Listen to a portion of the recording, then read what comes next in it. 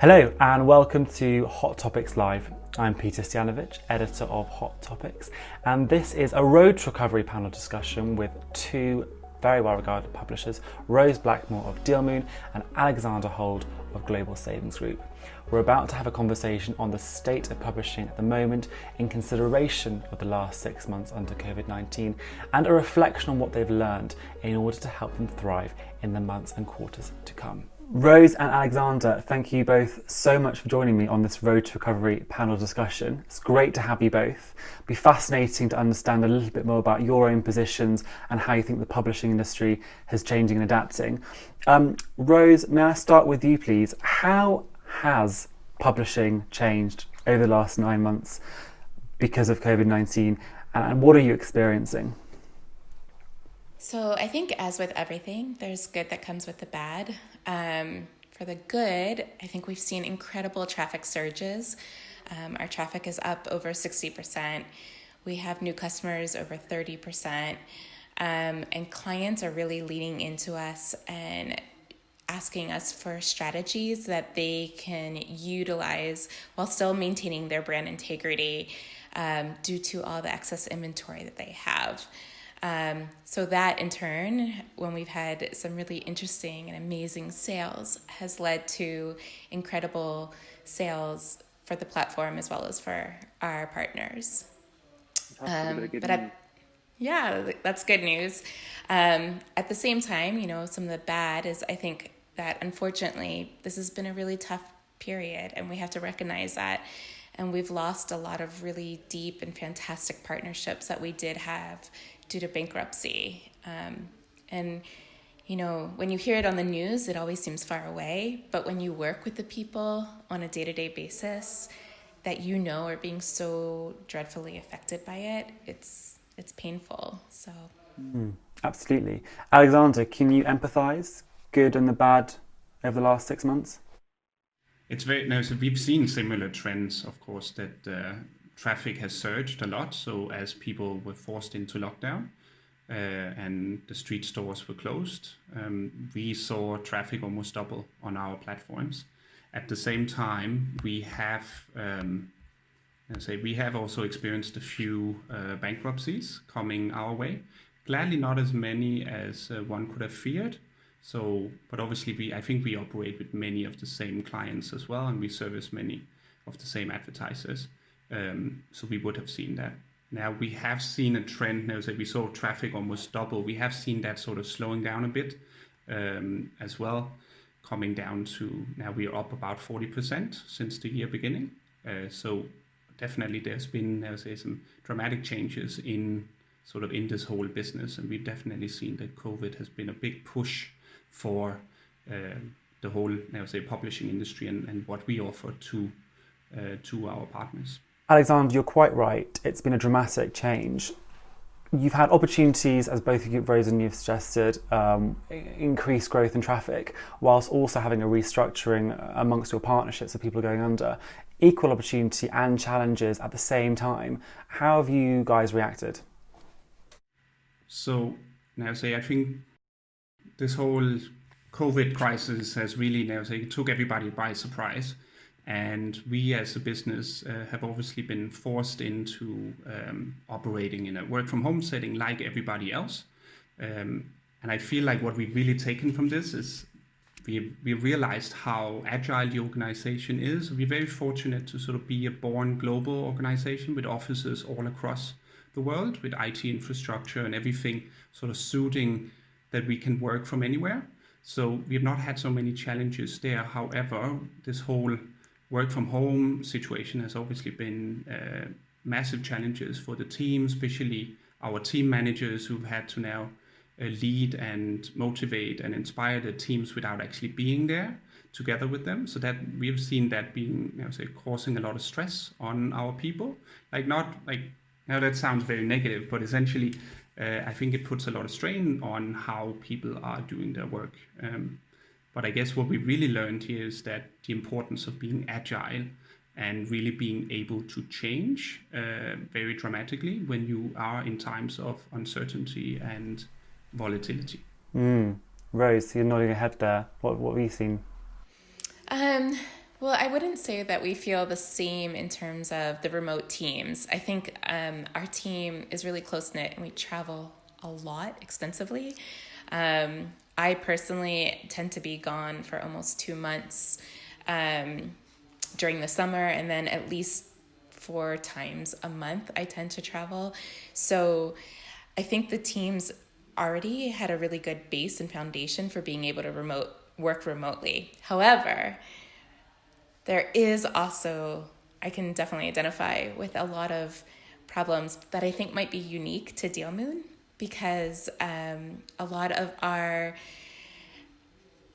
employees are non-native English speakers and native Chinese speakers. So there is a communication issue that we have when not only are we communicating not face-to-face anymore, but also over email and instant messaging. And there's a lot of times that things are misinterpreted. So it is better, of course, when you're face-to-face, especially when there's a language barrier. But I think for the most part, my team personally has adapted really well to being able to work remotely. Fantastic. And it's interesting that you've both mentioned this increase of traffic. I'd be fascinated to understand what you're seeing and why that traffic exactly is increasing and how you're both capitalising on it. Rose, do you mind continuing and just explaining that for the audience? Well, you have to think about it. Everyone's stuck at home and they're looking for ways to occupy themselves. So our audience was always already extremely mobile. They're a Chinese audience. They're used to being on their phones. But I think we just have more and more people who are looking for ways to entertain themselves when maybe they normally would be out going to movies, etc., and they can't be doing that anymore. So for our audience, shopping has always been an entertainment. And it's really, really, really picked up a level. With that, we're really, really, really driving home with all of our content, with our social platform that's called Dealmoon Moments. And we're seeing so much more traffic going to there. And then we're also talking to a lot of partners who are really interested in capturing this as well.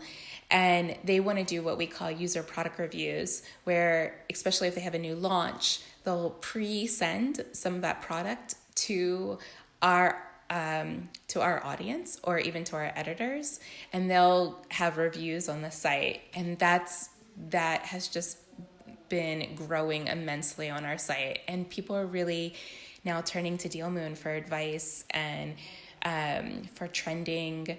In fact, we just had an Hermes post talking about how to shop Hermes and how you used to, before you could buy a Birkin bag, you had to go into a store and spend $20,000 on accessories so that you were approved to buy a Birkin bag. And now, because of COVID, you can simply bypass that and just purchase.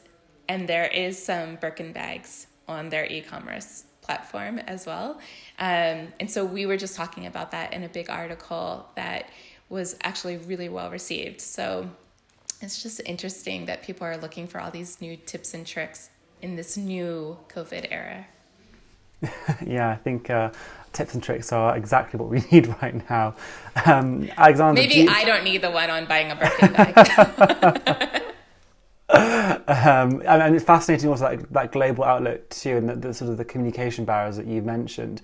Alexander, you also saw traffic rise in the same way as Dealmoon, or in slightly different markets and regions? So I think across the globe, we've seen traffic surge. So I think we can vary. So we've analyzed this data up, down, left, right, and center. And we very clearly see sort of correlations with the lockdown. So as the street stores and everything shut, people started going online and they moved their purchases online. We have naturally, so I think if you as a listener out there, everyone is talking about how badly hit travel is as a sector. We have naturally seen travel take sort of a deep dive as well. So we've traffic related to travel is down 80% for the year, and that what is interesting here, and I think this is an interesting share for the people that are listening in as well, is how we have now, in terms of European summer coming around and lockdowns easing, we've seen traffic increasing quite significantly in the travel sector. People are not spending the same amount of money as they used to. However, we are, with our domestic holiday campaigns, we've actually seen traffic come up to something like 60% of what it used to be, which is interesting. But it's a different kind of travel, so people are buying different things compared to what they were buying before. Obviously, long haul flights and sort of far away remote travels is not really an option at the moment. So on the other hand, we've seen markets like Germany, UK really pushing for trying to get people to holiday in their local markets. Interesting. So it's actually a little more complex. So when you drill down, now it's interesting that you both mentioned growth. Is it sustainable though to expect this growth continuing for the rest of the year and into new quarters? And if not, how are you going to try and keep momentum going to capitalise on this sort of resurgence, as it were? I mean, either of you can chime in. It'd be fascinating to know if you can compare and contrast what strategies you're employing for this. As I mentioned in the beginning, we see traffic being has sort of subsided a little bit as more and more stores has opened, and we are we very heavily centered. Our biggest markets are in Europe, so we have we're currently 40% up compared to our sort of usual traffic at this time around. We still operate with sort of the predictions that we can maintain these kind of traffic levels and people will keep shopping online. We simply think that we have a lot of new people have been introduced into this into online shopping that were previously not shopping online but has now sort of been forced in and realized that it's actually not that bad. Then I think from our end we supply a lot of like coupons and deals and anything related to savings. And obviously in times of recession, we're approaching, I think if you look at the world news, everyone is talking about a lot of people are in more distress and they have less sort of disposable income as what they used to. And we are definitely seeing probably a more demand for our kind of services in times of recession. So we are sort of anticipating that we can maintain these traffic numbers going forward. I would say that I would agree. Although I think there's a difference between perhaps your audience and the Chinese audience of Dealmoon. So just globally, we've definitely seen a greater shift in budget towards e-commerce. And then on top of that, there's even more of a shift towards performance marketing. So for an industry as a whole, I think this is really, really served well for the affiliate world. Where I do think there are differences is our audience, as you said, your audience has a little bit less discretionary spend. We're not seeing that. And in fact, it does tend in the politics and in the news that you see right now that China has recovered from COVID quite quickly. And so the majority of our audience is millennials and Gen Zers who are basically students. Some of them are stuck here, right, in America or in the UK, in France, wherever they may be living overseas, and because they can't get back to China. So, but their parents are doing just fine, and so they have a ton of discretionary spend. So I do think that this will only accelerate and this will only continue. And I think this is just, as horrible as this has been, there is a bright side that there's good news for some of the affiliate world. Now, presumably, Rose, just on that point about your market there, are they looking for new, unique experiences to keep their attention? How are you thinking long term with this to make sure that, yes, even though this is a very good thing to happen in 2020, that this continues to be a good thing moving on into 2021 and beyond? So new, unique experiences. I mean, I think just in terms of what's happened, we are seeing, maybe this will answer the question, a little bit of a shift where our audience was just absolute, I mean, fashion and beauty drove nearly everything that we did. And now we're seeing a really, really, really big uptake in personal wellness. So, of course, as everyone is, we're seeing athleisure being absolutely huge for us. We're seeing health, so like nutrition, vitamins, supplements, and of course, just mask buying and gloves and whatnot. So there has been that shift that we are seeing. Beauty and fashion is still strong, but we're just seeing newer categories pop up. And similar to what you said about traffic, we stopped posting traffic. We just didn't want our users to get angry and feel upset that they couldn't travel. So we stopped posting travel completely. And we're just now bringing it back. But the same, I think similar, Alex, as to what you saw is that it's going to be more domestic travel as opposed to long haul, although caveat being our audience is still looking for trips back to China for when they can go back home. And if we can just look now, the three of us, into the future, we've now sort of understood a little bit about more the present tense and what's happened in the past to inform your strategies now. But what are your thoughts moving forward? I mean, are you planning for the next 2 or 3, 4 quarters, or are you just focusing on the short term because actually it's very unpredictable at the moment and there's no point in strategizing up to a year ahead? Alexander, what are your thoughts? Optimistic, pessimistic? So I think overall we're fairly optimistic, but it also comes down to sort of the nature of our business being, say, coupons and savings. We saw it in, if you look back in with the previous financial crisis, where we now say there was a clear uptick in the use of coupons because, as we talked about earlier, people with less income will start looking for better deals, how they can still consume, but at a lesser price. So we are overall we are overall positive. Now, what we have and what we're taking away from this is really this ability to be agile. So a lot of the campaigns, like typically in the past, we would operate on like a full year ahead planning.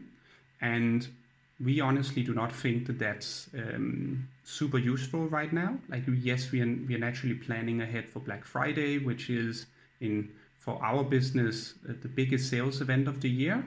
However, what we did see, and this I think is very interesting, when the lockdown just happened, we essentially scrapped all our planned campaigns that we were rolling out. And instead, we put together a stay-at-home campaign that was sort of catering to this audience of staying at home. These are the essentials you need. These are the deals you can get on products for your home office, everything you need to stay at home and stay safe. And we've actually seen, in terms of traffic, our stay-at-home campaign having just as much traffic as our typical Black Friday campaigns, which I think now, say, for us, that's quite sort of unheard of, considering Black Friday is really a big deal. Interesting. And Dealmoon side, what are you thinking? So similar. We feel like recently every single day has felt like Q4 for us. But but Alexander, what I'd love to know from you, because I'm really trying to figure out what Q4 is going to be. And I think that there's going to be substantial shifts in Q4 of the likes that we haven't seen before. I think I have my gut intuition of what may be happening, but I'd love to hear, like, have you guys thought about that? Do you think that there's going to be a difference in Q4 this year? I think it's an excellent question. Thank you so much, Rose. Honestly, we're not 100% certain on what's going to happen in Q4. Like, we still we're planning for Black Friday as usual and hoping that will become a big sales event.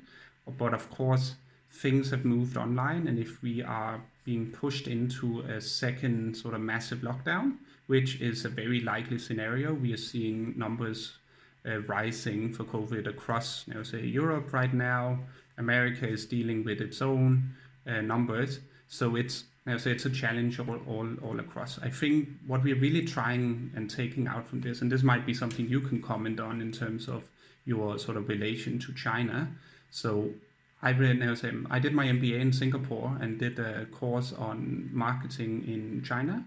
And one of the things that I learned there was how if you look at Chinese brands and Chinese companies, they're typically, they're planning much shorter periods of time. So they would, instead of doing a whole year, they might sort of do a month by month because the market is so, rapidly changing, right? And I think we I would call it now, we're a German company and sort of a European company used to this long planning cycles.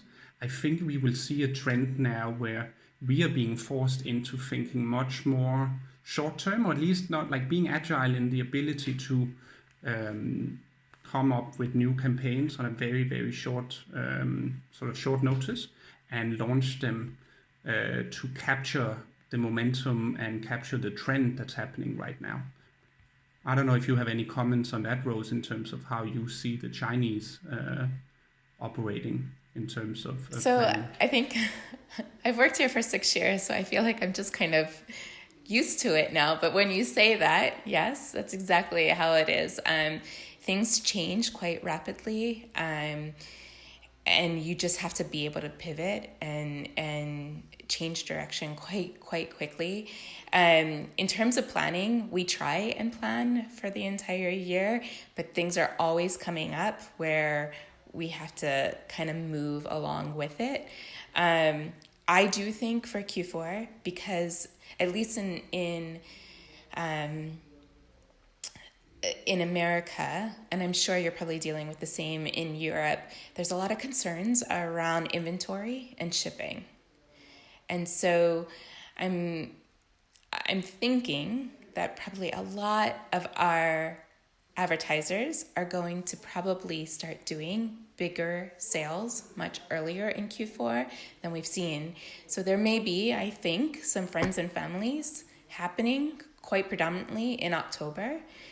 And then I think that Cyber Week, our typical Cyber Week, which has been starting earlier and earlier every single year, last year, Tuesday, Wednesday, before Thanksgiving, I really think that this may even go earlier to perhaps even the week before, the later end of the week before. But I think that we will see a shift with what we deem as Cyber Week. And if I may just jump in, that was a fascinating conversation. What are you both then planning from a strategy and a creative aspect to either capitalise or adapt to those changing habits? I mean, just if I may, Rose, you alluded earlier in the panel discussion about the presence of mobile and the importance of a mobile-first strategy in regards to your consumers. I imagine it's going to only accelerate under present conditions. So with everything you've just mentioned in regards to all the changes you're seeing and tech adoption, consumer trends and supply chain management too with advertisers, as to close off the conversation, what are you both going to be thinking about in the next few weeks to make sure that next year or even this coming quarter, you're fully prepared for what's to come? So you say mobile first, but I think the difference here again is we've always been mobile first, and the majority of our users are very, very much using the Dealmoon app as opposed to essentially going on the website. I think where the industry needs to change is better adaptation with mobile tracking, especially when it comes to app. We're so far behind.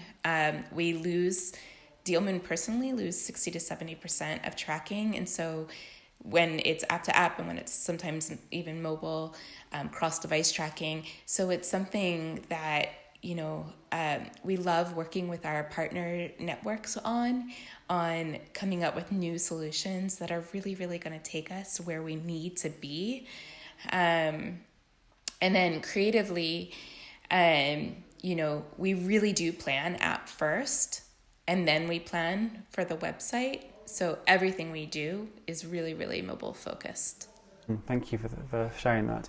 Alexander, functioning creatively, would you agree with Rose, or are there other things that you're focused on? So I very much agree on. I think it's very interesting that Rose is bringing up the whole tracking aspect for app. So I'm at Global Savings Group. I'm personally sort of leading our efforts to influence the industry on adopting sort of heavier app tracking.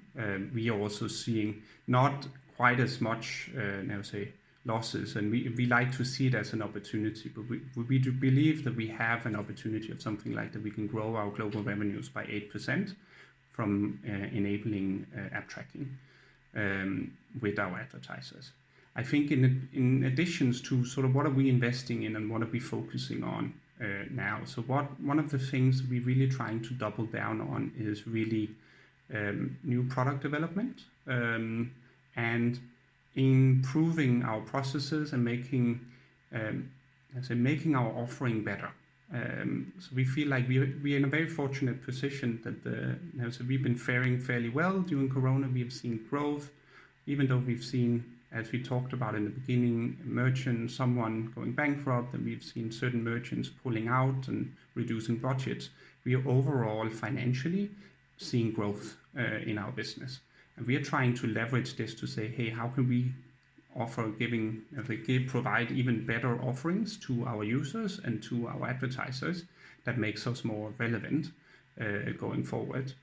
And I think a big part of this is also remaining, as we talked about earlier, really remaining agile. Like we as a business is transforming ourselves very much into being an agile business that can respond to trends and changes. So if we have another wave coming in over Europe and closing down, then we need to be able to respond to that very quickly by launching the right kind of campaigns that are attractive for our users and for our advertisers, but at the same time sort of being able to mobilize all the right people in an effective way in the organization.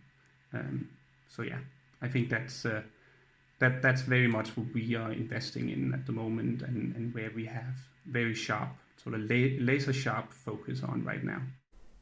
Fantastic. Well, both, thank you so much for your time. It's been interesting to hear your insights and your predictions for the coming weeks, months and quarters.